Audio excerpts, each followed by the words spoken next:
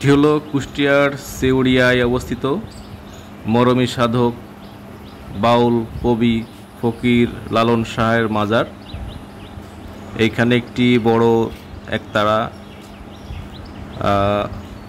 এখানে অনেকগুলো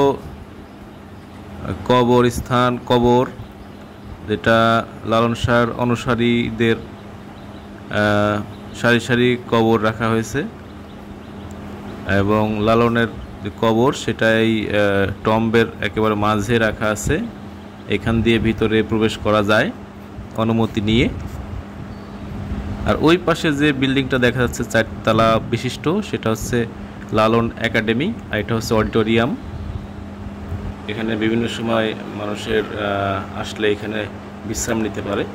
আর এই পাশে এটা হচ্ছে পশ্চিম সাইড, এই আঙিনার পশ্চিম সাইডে একটি বড় মোরাল রয়েছে লালনের। তাছাড়া এখানে একটি বড় মাঠ রয়েছে, এখানে গাড়ি পার্কিংয়ের ব্যবস্থাও রয়েছে।